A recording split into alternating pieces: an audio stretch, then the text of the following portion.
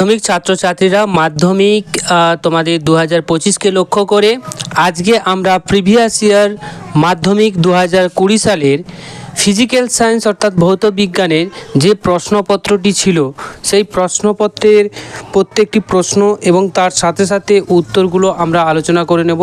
তোমাদের সুবিধার্থে তোমরা অবশ্যই পুরো ভিডিওটি দেখবে শেষ পর্যন্ত এবং ভালো লাগলে বন্ধুদের মধ্যে অবশ্যই কিন্তু শেয়ার করে দেবে। ঠিক আছে, তো চলো শুরু করা যাক আজকের আলোচনা। প্রথমে দেখো এখানে এমসিকিউ ক বিভাগের যে সমস্ত প্রশ্নগুলো থাকবে তাতে কিন্তু মোট 15টি প্রশ্ন থাকবে 15 নম্বরের। এরপর আমরা যেটা দেখব তা হচ্ছে বিভাগ ক্ষয়ের, এখানে কিন্তু টোটাল 21টার মতো প্রশ্ন থাকে, তাতে স্তম্ভ মেলানো, শূন্যস্থান পূরণ এইগুলো সব থাকবে এবং তার সাথে সাথে 3 দাগের প্রশ্নগুলো থাকে 4 এইগুলো। তো তোমাদের আরেকটা ঘোষণা বলে দিই যে তোমাদের মাধ্যমিক 2025 পিডিএফ পেড গ্রুপ একটা চালু করা হয়েছে, যেখানে এবিটিএ এবং পর্ষদের টেস্ট পেপারের প্রত্যেকটি সেটের প্রতিটি প্রশ্নের উত্তর সহকারে আলাদা আলাদা পিডিএফ তোমরা যথাসময় পেয়ে যাবে।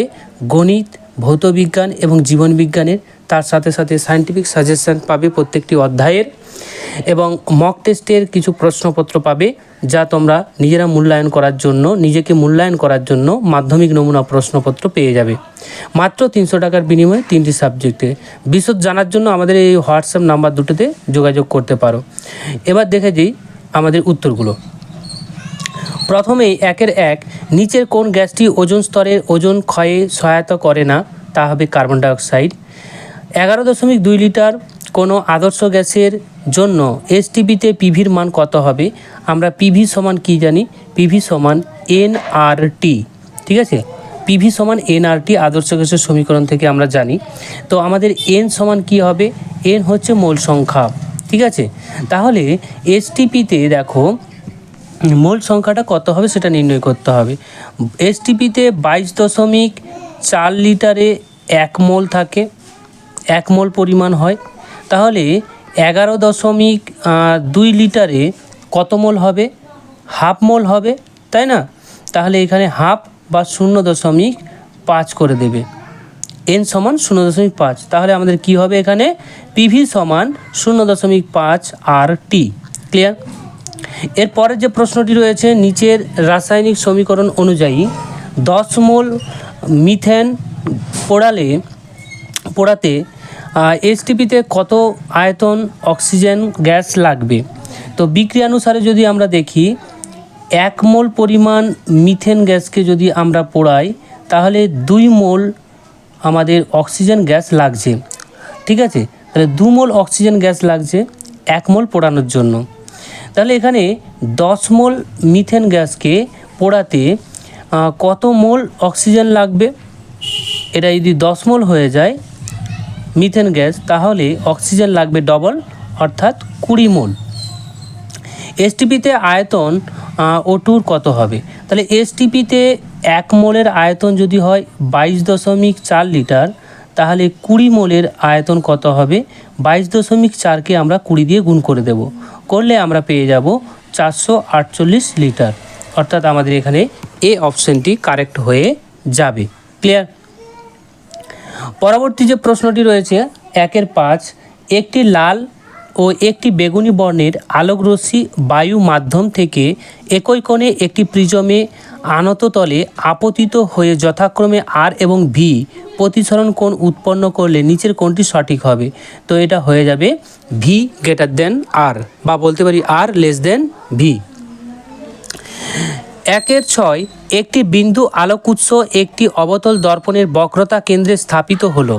এই উৎস থেকে দর্পণে আপতিত ও দর্পণ থেকে প্রতিফলিত রশ্মির মধ্যে চ্যুতিকোণ কত হবে? তো এই ক্ষেত্রে চ্যুতিকোণটা কিন্তু 360 ডিগ্রি হবে। তারপর আসছে 1-এর 7, তড়িৎ আধান সংক্রান্ত কুলম্বের সূত্রটি প্রযোজ্য যখন দুটি আধান বিন্দু আধান হবে, অর্থাৎ ডি অপশানটি আমাদের কারেক্ট হয়ে যাবে। ফিউজ তারের বৈশিষ্ট্য যদি বলা হয় উচ্চ রোধ এবং নিম্ন গলনাঙ্কযুক্ত হবে। আলফা কণার উপস্থিত থাকবে 2টি প্রোটন 2টি নিউট্রন। 10 নিচের কোন ধর্মটি মৌলদের পর্যায়গত ধর্ম নয়? তেজস্ক্রিয়তা মৌলের পর্যায়গত ধর্ম নয়। 11 নিচের কোন যৌগটির মধ্যে কোনো অণুর অস্তিত্ব থাকে না? ক্যালসিয়াম অক্সাইডের অণুর কোনো অস্তিত্ব থাকবে না, কারণ এটা আয়নীয় যৌগ। সরি। এরপর 12 কপার তড়িৎদ্বার ব্যবহার করে কপার সালফেট দ্রবণের তড়িৎ বিশ্লেষণের ক্ষেত্রে নিচের কোন বিবৃতিটি ঠিক? তা হবে দ্রবণে কপার সালফেটের গাঢ়ত্ব অপরিবর্তিত থাকে। এরপর আসছি সোডিয়াম নাইট্রোপ্রোসাইডের ক্ষারীয় জলীয় দ্রবণে H2S গ্যাস চালনা করলে কী রং হয়? বেগুনি বর্ণ ধারণ করবে। এরপর চলে আসব বিভাগ খ, 2 দাগের প্রশ্ন। কোলবেড থেকে কোন জ্বালানি গ্যাস আহরণ করা হয়? তো এটা হবে মিথেন গ্যাস অর্থাৎ CH4। অথবা যেটা দেওয়া আছে, বায়ুতে উপস্থিত একটি গ্যাসের নাম করো যেটি বেশি পরিমাণে বাড়লে বিশ্ব উষ্ণায়ন ঘটে, তা হবে কার্বন ডাই অক্সাইড।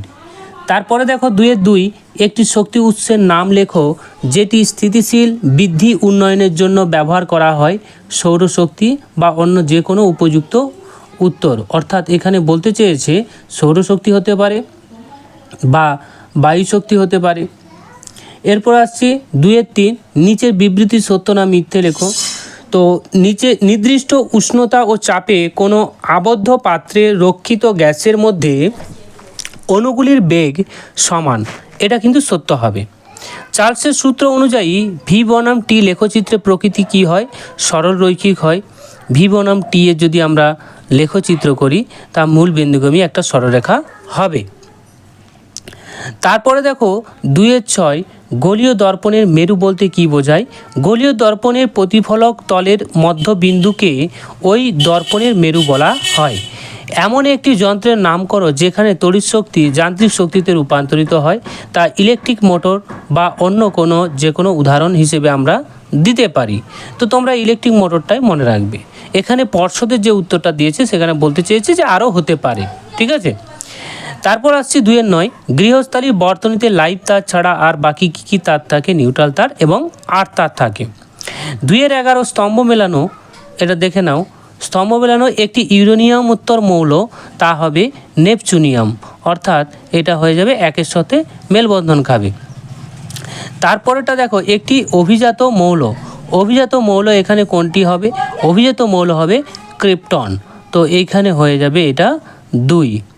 তারপর হচ্ছে ধাতুটির অক্সাইড কার্বন বিজারণ দ্বারা প্রস্তুত করা যায়, তা হয়ে যাবে জিঙ্ক, এটা হয়ে যাবে 3। এরপর আসছি 4 ধাতু সংকর পিতলে যে ধাতুটির শতকরা পরিমাণ অন্য ধাতুটির শতকরা পরিমাণের থেকে বেশি হবে, তা কোনটি হবে? তা হবে কপার, অর্থাৎ এটা 4-এর সাথে মেলবন্ধন খাবে। তো তোমরা চাইবে পাশাপাশি লেখার, ঠিক আছে, পর্ষদ যেভাবে দিয়েছে সেইভাবে লেখার চেষ্টা করবে, তাতে করে আর কোনো রকমের ভুল ভ্রান্তি থাকবে না। 2-12 ক্লোরোফর্ম ও সোডিয়াম ক্লোরাইডের কোনটি জলীয় দ্রবণ হয় না? ক্লোরোফর্মে জলীয় দ্রবণ হয় না। এরপর আসছি তড়িৎ বিশ্লেষণ। আচ্ছা, এখানে জলীয় দ্রবণ হয় না বলতে কি বুঝেছে? দেখো, এখানে ক্লোরোফর্ম হচ্ছে তোমার সমযোজী যৌগ, যা জলে দ্রবীভূত হবে না, তাহলে জলীয় দ্রবণ হবে না। আর যেটা সোডিয়াম ক্লোরাইড, তা তো আয়নে বিয়োজিত হয়ে যায়, কারণ এটা হচ্ছে তড়িৎযোজী মৌল, আয়নে বিয়োজিত হয়ে তা জলীয় দ্রবণে গঠন করবে। পরবর্তী প্রশ্ন, তড়িৎ বিশ্লেষণ পদ্ধতিতে নিষ্কাশিত করা হয় এমন একটি ধাতুর নাম, তা হবে অ্যালুমিনিয়াম। পিতলের চামচের ওপর সিলভারের তড়িৎ লেপনে অ্যানোডটি কী হয়? অ্যানোডটি সিলভার ধাতু ব্যবহার করা হয়। অ্যানোড ক্ষয়প্রাপ্ত হবে, তাই বিশুদ্ধ সিলভার পাত আমরা ব্যবহার করতে পারি বা সিলভার ধাতুর পাত ব্যবহার করতে পারি। তড়িৎ বিশ্লেষণের সময় কোন শক্তি রাসায়নিক শক্তিতে রূপান্তরিত হয়? তড়িৎ শক্তি রাসায়নিক শক্তিতে রূপান্তরিত হয়। কয়ের দাগে যে প্রশ্নগুলো রয়েছে গ বিভাগের 3 নিম্নলিখিত প্রশ্নগুলোর উত্তর দিতে বলেছে। প্রথম যে প্রশ্নটি রয়েছে, বায়ুমণ্ডলের স্তরগুলির মধ্যে কোনটিতে চাপ সবচেয়ে বেশি? কারণ সহ লিখো। ট্রপোস্ফিয়ারের চাপ সবথেকে বেশি হয়, কারণ উচ্চতা বৃদ্ধির সাথে সাথে বায়ুমণ্ডলের গ্যাসের চাপ কমতে থাকে। ট্রপোস্ফিয়ারের ভূপৃষ্ঠের সবচেয়ে কাছে থাকায় এই স্তরের চাপ সবচেয়ে বেশি হবে। এরপরে আসছি 3-2, 27 ডিগ্রি উষ্ণতায় 700 mmHg চাপে 32 গ্রাম অক্সিজেন ও 44 গ্রাম কার্বন ডাইঅক্সাইড গ্যাস দ্বারা অধিকৃত আয়তনের অনুপাত নির্ণয় করো। এটা প্রথম প্রশ্ন, আগে এটার উত্তর দেখে নিই, তারপর দ্বিতীয় প্রশ্নটি আমরা দেখব।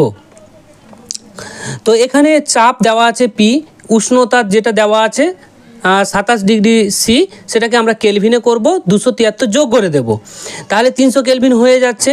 এবার অক্সিজেনের মোল সংখ্যা আমরা নির্ণয় করব। মোল সংখ্যা এখানে 32 গ্রামের কথা প্রদত্ত দেওয়া আছে, তাহলে 32 বাই অক্সিজেনের আণবিক যে ভর, সেই গ্রাম আণবিক ভর দিয়ে ভাগ করলে আমরা পেয়ে যাচ্ছি 1 মোল।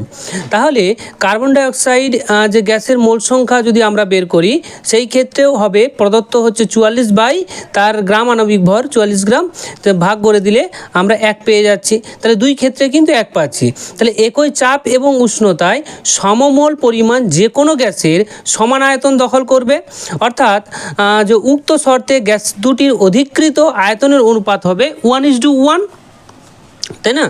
1:1 হয়ে যাবে। তো এর পরের যে প্রশ্নটি রয়েছে সেটা আমরা একটু দেখে নিই। নির্দিষ্ট যে ভরের একটি গ্যাস -13 ডিগ্রি সি উষ্ণতায় 520 সেন্টিমিটার কিউব আয়তন অধিকার করে। চাপ অপরিবর্তিত রেখে গ্যাসটিকে উত্তপ্ত করলে গ্যাসের আয়তন বেড়ে সেটা 700 সেন্টিমিটার কিউব হয়। তো গ্যাসটির অন্তিম উষ্ণতা কত ডিগ্রি সেলসিয়াস হবে? তো উত্তরটি দেখে নাও। এখানে যেটা প্রদত্ত দেওয়া আছে যেইগুলো, সেই প্রদত্তগুলো আগে লিখে নিতে হয় আমাদের, তাতে করে আমাদের অঙ্ক করতে সুবিধা হয়। তাহলে গ্যাসটির প্রাথমিক উষ্ণতা T1 ধরেছি, সেটা হচ্ছে কত? -13 ডিগ্রি বলেছে এখানে। তাহলে এখানে আমরা কি করব, যে 273-এর সাথে কিন্তু যে 13 আমরা এখানে যোগ করে দিয়েছি। আচ্ছা, মাইনাস নয়, ওটা 13 ডিগ্রি, ঠিক আছে। এখানে যেটা দেওয়া আছে ওটা 13 ডিগ্রি রয়েছে, ওটা হাইপেন দেওয়া আছে, ওটা মাইনাস না। মাইনাস হলে তো এটা মাইনাস হতো না, এটা যেহেতু প্লাস দিয়েছে মনে হয়। যাই হোক, টাইপিং কিছু একটা ডিস্টার্ব আছে। তো গ্যাসটির প্রাথমিক উষ্ণতা 13 ডিগ্রি সি ছিল, সেটাকে আমরা কেলভিনে করলাম। এরপর গ্যাসটির প্রাথমিক আয়তন যেটা দেওয়া আছে 520 সেন্টিমিটার কিউব, অন্তিম আয়তন V2 দেওয়া আছে 700 সেন্টিমিটার কিউব। তাহলে গ্যাসটির অন্তিম উষ্ণতা আমরা T2 ধরে নিচ্ছি। এবার এখানে কিন্তু আমরা গ্যাসের চাপ অপরিবর্তিত দেখতে পাচ্ছি, তাহলে এখানে আমরা চার্লসের সূত্রানুসারে করতে পারি। চার্লসের সূত্রানুসারে V প্রপোর্শনাল T, আর দুটো অবস্থার জন্য V1 T1 সমান V2 যে T2, এই সূত্রটাকে আমরা অ্যাপ্লাই করলাম, করে দিয়ে এখানে জাস্ট T2টা বের করব সরল করার মধ্য দিয়ে। তাহলে আমাদের এখানে উত্তর চলে আসবে।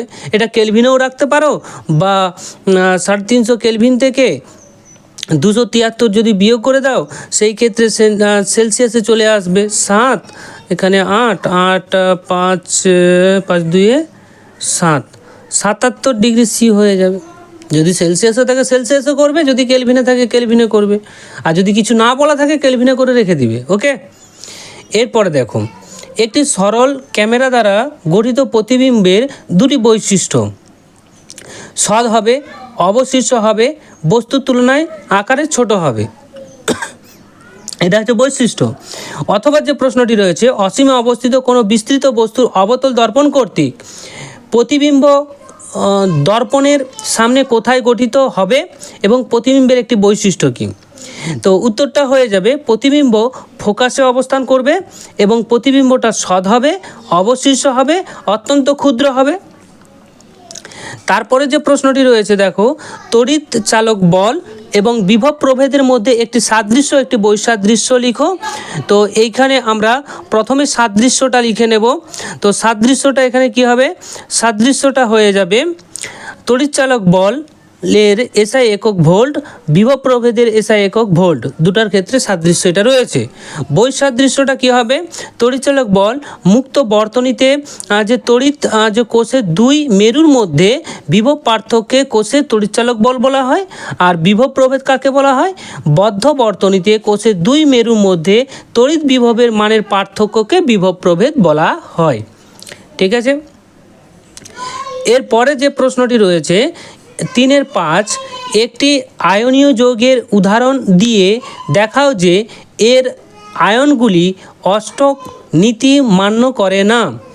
তা এখানে আমরা লিথিয়াম হাইড্রাইড দিয়ে দেব, কারণ লিথিয়াম হাইড্রাইডের ক্ষেত্রে অষ্টক সূত্র পূর্তি হয় না, দ্বৈত সূত্র পূর্তি ঘটে। কারণ প্রত্যেকের ক্ষেত্রে বহিস্তম কক্ষপথে দুটো ইলেকট্রন ফিল আপ করে। কারণ লিথিয়ামে যদি আমরা ইলেকট্রন বিন্যাস দেখি, কে কক্ষপথে দুটি এবং এল কক্ষপথে একটি, আর হাইড্রোজেনের ক্ষেত্রে যদি দেখি কে কক্ষপথে একটি, তাহলে লিথিয়াম একটি ইলেকট্রন এল কক্ষপথে দিয়ে দেবে কাকে, কে কক্ষপথে দিয়ে দেবে হাইড্রোজেনের। ফলে এর ক্ষেত্রে হাইড্রোজেন মাইনাস হয়ে যাবে, লিথিয়াম প্লাস হয়ে যাবে, এবং দুটোর ক্ষেত্রে কিন্তু বহিস্তম কক্ষপথে দুটো ইলেকট্রন থাকবে, যা দ্বৈত সূত্র পূর্তি ঘটাবে এবং তড়িৎ যৌগ গঠন করবে। তাই এই ক্ষেত্রে কিন্তু অষ্টক সূত্র মান্য করছে না। তারপরে দেখো, সোডিয়াম ক্লোরাইডের গলনাঙ্ক গ্লুকোজের গলনাঙ্ক থেকে অনেকটা বেশি কেন ব্যাখ্যা করতে বলেছে। তো সোডিয়াম ক্লোরাইডের আয়নীয় যৌগ, তাই এর ক্ষেত্রে গলনাঙ্কটা কী হবে, বেশি হবে।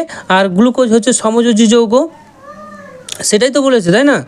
তো এখানে যেটা বলেছে দেখো, যে সোডিয়াম ক্লোরাইডের গলনাঙ্ক গ্লুকোজ গলনাঙ্ক থেকে অনেকটা বেশি হয়, কারণ ওটা আয়নীয় যৌগ, তাই হয়। তারপরে দেখাও যে এফ আয়নীয় বন্ধন গঠন করে সোডিয়ামের সঙ্গে, কিন্তু সমযোজী বন্ধন গঠন করে হাইড্রোজেনের সাথে। তো এই ক্ষেত্রে আমাদের ইলেকট্রন বিন্যাসগুলো প্রত্যেকটার ক্ষেত্রে লিখে দিতে হবে। যেমন ফ্লোরিনের ক্ষেত্রে কে কক্ষপথে দুটি, এল কক্ষপথে 7টি। সোডিয়ামের ক্ষেত্রে কে কক্ষপথে দুটি, এল কক্ষপথে 8টি এবং এম কক্ষপথে 1টি। এবার দেখো, ফ্লোরিনের একটি ইলেকট্রন কম আছে অষ্টক সূত্র পূর্তি করার জন্য, তাই সোডিয়াম একটি ইলেকট্রন বর্জন করে দেবে, একটি ইলেকট্রন বর্জন করে দিচ্ছে, করে দিয়ে Na+ এবং F- হয়ে যাচ্ছে, যেটা আয়নীয় যৌগ গঠন করছে, এবং প্রত্যেক ক্ষেত্রে কিন্তু অষ্টক সূত্র পূর্তি ঘটছে। যদি আমরা হাইড্রোজেনের ক্ষেত্রে দেখি, তাহলে হাইড্রোজেনের বহিস্তম কক্ষপথে একটি আছে, আর ফ্লোরিনের বহিস্তম কক্ষপথে একটি ইলেকট্রন কম আছে। তাহলে কি করবে, এরা একটা ইলেকট্রন দিয়ে একটি সমযোজী বন্ধন গঠন করবে এবং মিলিতভাবে ব্যবহার করবে। তারপরে বিভাগ ঘয়ে চলে আসছে। প্রথমে যে প্রশ্নটি রয়েছে, অ্যাভোগাড্রো সূত্রটি বিবৃত করো। তো অ্যাভোগাড্রো সূত্রটি বিবৃত করতে বলছে, সমচাপ এবং যে তাপমাত্রায় সমায়তন সব গ্যাসের সমান সংখ্যক অণু থাকে, এটা হলো বিবৃতি। এরপরে দেখো, কোনো নির্দিষ্ট উষ্ণতায় চাপ বাস্তব গ্যাসগুলির মোলার আয়তন এর সমান। এসটিপিতে এর সীমাস্ত মান 22.4 লিটার। পরীক্ষালব্ধ তথ্য থেকে কিভাবে অ্যাভোগাড্রো সূত্রে উপনীত হওয়া যায়? তো উত্তরটা লিখে দাও। নির্দিষ্ট চাপ এবং উষ্ণতায় মোলার আয়তন ধ্রুবক, অর্থাৎ সমসংখ্যক অণু সম আয়তন দখল করে, এটাই হচ্ছে অ্যাভোগাড্রো সূত্র। এইভাবে আমরা উপনীত হতে পারি। এরপরে আসছে দেখো 4-2, এ ও বি পরস্পর বিক্রিয়া করে উল্লেখিত রাসায়নিক বিক্রিয়া অনুযায়ী সি উৎপন্ন করে। অর্থাৎ দুই অণু যে এ এবং এক অণু বি বিক্রিয়া করে দুই অণু সি উৎপন্ন করেছে, এবং এ বি সি এই তিনটির যে পদার্থের সংকেত, এবং এ বি এর বাষ্প ঘনত্ব 32 এবং 16, সি এর বাষ্প ঘনত্ব কত? তো এইখানে আমাদের উত্তরটা আগে দেখে নেব, তারপরে আমরা পরবর্তী অথবা প্রশ্নটি দেখব। তো প্রথমেই দেখো, এখানে বিক্রিয়াটা লিখে দেবে।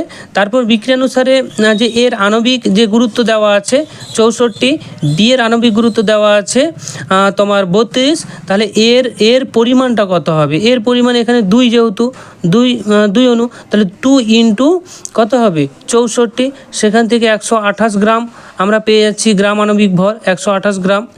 আর বি এর ক্ষেত্রে 32 গ্রাম ছিল, তাহলে 32 গ্রাম, আর এখানে 1 রয়েছে, 1 গুণিত 32, তাহলে এখানে হবে 32 গ্রাম আণবিক ভর।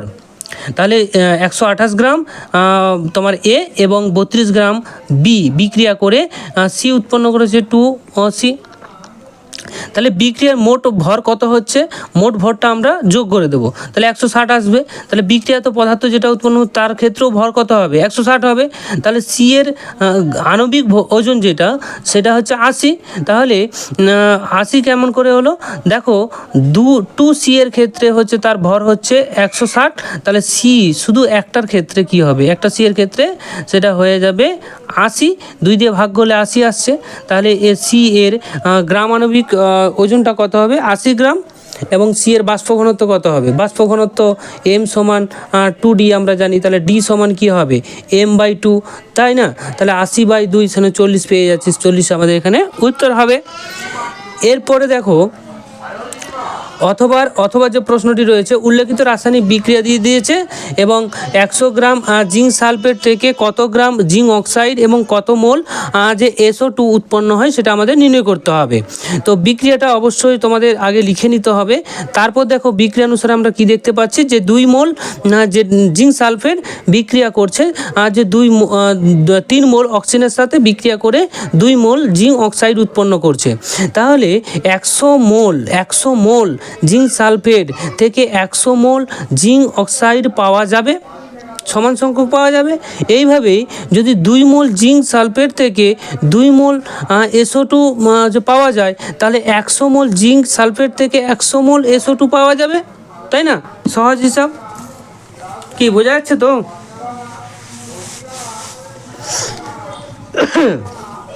ঠিক আছে, এরপরে দেখো 4 যে প্রশ্নটি রয়েছে যে আলোকের বিচ্ছুরণ কি? একটি কাচের ফলকের ওপর 45 ডিগ্রি কোণে আপতিত সাদা আলোর প্রতিসরণের পর কাচ ফলকের ভেতরে বিচ্ছুরণ হবে কি?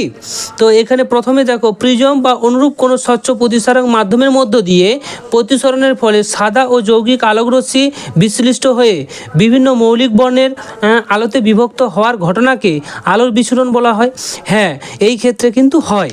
তো কাচ ফলকের ভেতরে আলোর বিচ্ছুরণ হবে, কিন্তু বিচ্ছুরণ আলো দ্বিতীয় তল থেকে নির্গত হওয়ার সময় পুনরায় সংযুক্ত হয়ে যায়, তাই পরিশেষে সাদা আলোই নির্গত হবে। ক্লিয়ার?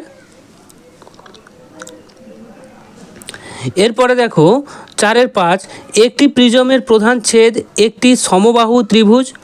ওই প্রিজমের একটি প্রতিসারক তল 30 ডিগ্রি কোণে আনত। একটি রশ্মি যদি অন্য প্রতিসারক তলে 45 ডিগ্রি কোণে নির্গত হয় তাহলে চ্যুতিকোণ কত হবে? প্রথমটা দেখব, তারপর দ্বিতীয়টা দেখব। এই দুটো প্রশ্নই দেখো। দেখুন দ্বিতীয়টা অথবা যেটা দেওয়া আছে, বায়ু মাধ্যমে কোনো আলোর তরঙ্গ দৈর্ঘ্য 6000 অ্যামস্ট্রম হলে 1.5 প্রতিসারক বিশিষ্ট কোনো মাধ্যমে ওই আলোর বেগ ও তরঙ্গ দৈর্ঘ্য কত হবে? দেখো এই প্রশ্নগুলো কিন্তু আমরা সায়েন্টিফিক সাজেশনে করেছি, তাহলে বুঝতে পারছো সায়েন্টিফিক সাজেশনের গুরুত্বটা কতটা। যারা দেখছো না সায়েন্টিফিক সাজেশন তাদের আরও বলছি, তোমরা সায়েন্টিফিক সাজেশনের যে প্রত্যেকটা অধ্যায় ভিত্তিক করাচ্ছি ওইগুলো যদি ভালো করে করতে পারো সমস্তটাই তোমরা কমন পাবে, কারণ এত বেশি প্রশ্ন করানো হয়েছে যা তোমাদের অনেকটাই কিন্তু পরীক্ষার প্রস্তুতিতে আগিয়ে দিচ্ছে। যারা এখনও পর্যন্ত দেখোনি তারা অবশ্যই দেখে নেবে, তোমাদের ভালোর জন্য বলছি। অনেকে অল্প দেখে ছেড়ে দিচ্ছে, ওইভাবে করলে পড়াশোনা হয় না। পড়াশোনা যদি করার ইচ্ছে থাকে অবশ্যই পুরোটা দেখবে এবং শেষ পর্যন্ত দেখবে, ঠিক আছে? আর আমাদের PDF পেড গ্রুপে যদি ইচ্ছুক থাকো অবশ্যই জয়েন হয়ে যাও। এই মুহূর্তে যদি জয়েন হয়ে যাও তাহলে এই ক্ষেত্রে তোমাদের একটা এক্সট্রা তোমাদের অফার আছে, পুরনো PDFগুলো তোমরা পেয়ে যাবে। পুরনো মাধ্যমিকের যে PDFগুলো সেই PDFগুলো ABT এবং WB পর্ষদের এগুলো পেয়ে যাবে ফ্রিতে। তাই বলছি জয়েন হয়ে যাবে যত তাড়াতাড়ি সম্ভব। তারপর দেখো যেই আমাদের প্রথম যে প্রশ্নটা ছিল সেই অনুযায়ী প্রিজমের ক্ষেত্রে চ্যুতিকোণ I1 + I2 - A, এখানে প্রত্যেকটার মান দেওয়া আছে, মান থেকে আমরা চ্যুতি পেয়ে যাচ্ছি, তাই না? প্রত্যেকটা তো মান দেওয়া আছে, জাস্ট সূত্রটা বসাবো, মান বসাবো, তাই না? এরপরে অথবা যে প্রশ্নটি রয়েছে দেখো বায়ু মাধ্যমে আলোর তরঙ্গ দৈর্ঘ্য দেওয়া আছে যেটাকে λ1 ধরলাম, আর অপর মাধ্যমে তরঙ্গ দৈর্ঘ্য λ2 ধরে নিচ্ছি। এটা আমাদের ক্যালকুলেট করতে হবে। V1টা আমরা জানি, যা বায়ু মাধ্যমে আলোর বেগ 3 × 10⁸ মিটার/সেকেন্ড, এবং অপর মাধ্যমে আলোর বেগ যেটা V2 সেটা আমাদের বের করতে হবে। এবার আমাদের প্রতিসরাঙ্ক দেওয়া আছে, তাহলে প্রতিসরাঙ্ক সমান আমরা কি জানি যে বায়ু মাধ্যমে আলোর বেগ ডিভাইডেড বাই ওই মাধ্যমে আলোর বেগ। তাহলে বায়ু মাধ্যমে আলোর বেগ ডিভাইডেড বাই প্রতিসরাঙ্ক যদি করি তাহলে অপর মাধ্যমে আলোর বেগটা আমরা পেয়ে যাব। সরলীকরণ করলে আমাদের উত্তর আসবে 2 × 10⁸ মিটার/সেকেন্ড। এবার আমাদের বলেছে যে তরঙ্গ দৈর্ঘ্যটা বের করতে হবে, ঠিক আছে, ভালো কথা। তাহলে মিউ সমান আমরা কি জানি? মিউ সমান λ1/λ2, আর মিউর মানটা হচ্ছে 1.5। আর আমাদের এখানে যে λ2 এর মান বের করতে হবে, λ1 আমরা জানি, তাহলে λ1 আমরা যেহেতু জানি তাহলে λ1 এর মানটা আমরা এখানে বসে দেবো 6000 ডিভাইডেড বাই λ2। এইখান থেকে λ2টা বের করবে, λ2টা বের করলে তোমাদের উত্তর চলে আসবে 4000 অ্যামস্ট্রম। ওকে, পরবর্তী যে প্রশ্নটি রয়েছে 4-6 সমান দৈর্ঘ্যের দুটি ধাতব পাত এ এবং বি, তার রোধাঙ্ক দেওয়া আছে এবং পরিবাহী দুটি আলাদা আলাদাভাবে একই বিভব প্রভেদে যুক্ত করা হলো। এদের প্রস্থচ্ছেদের অনুপাত কি হবে, এদের প্রতিটির মধ্যে প্রবাহ কি একই হবে, এটাও কিন্তু তোমাদের সায়েন্টিফিক সাজেশনে করে গেছি। তো বুঝতে পারছো তোমাদের সায়েন্টিফিক সাজেশনের গুরুত্বটা, বারবার বলছি, দেখে নিও। তো উত্তরটা আমরা আগে দেখে নিই, তারপরে অথবা প্রশ্নটি দেখব। এখানে যে রো এর মান দেওয়া আছে, রো বি এর মান দেওয়া আছে। এবার আমরা যেটা জানি যে আর সমান রো ইন্টু এল বাই এ, তাহলে এখানে দেখতে পাচ্ছি যদি আর এবং এল সমান যদি হয় তাহলে রো প্রপোর্শনাল এ হচ্ছে, তাই না? তাহলে rho A by rho B সমান হয়ে যাবে area of A area of B. ঠিক আছে, এবার এদের অনুপাতটা আমরা সহজে পেয়ে যাব রো এ রো বির মান বসিয়ে দিয়ে 1:2 হয়ে যাবে।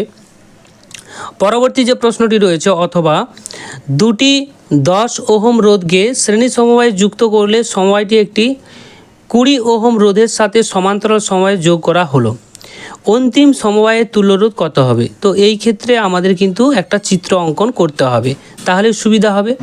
10 ওহমকে শ্রেণী সমবায়ে যুক্ত করে তাকে আবার 20 সাথে সমান্তরাল সমবায়ে যুক্ত করলাম।